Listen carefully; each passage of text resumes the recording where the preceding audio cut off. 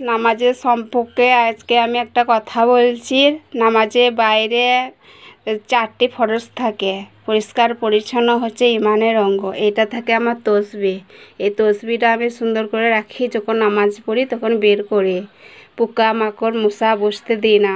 মশারা যদি পায়খানা ফিরে দেয়, এটা আমার নামাজ পড়া বদনা। এই বদনাটা আমি ঢাকাতে রেখে দিই।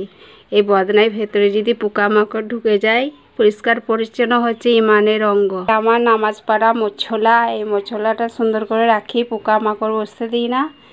পোকা মাকড় বসলে নামাজ হবে না, পায়খানা ফিরে দিলে। তার জন্য সুন্দর করে পাটিটা রাখি। জায়নামাজও রয়েছে, এর ভেতরে জামা রয়েছে, এটাতে জায়নামাজ আছে আর এটাতে জামা আছে। আর এগুলো সব জামাগুলো আমি সুন্দর করে বেঁধে রাখি মুটুলির মতন।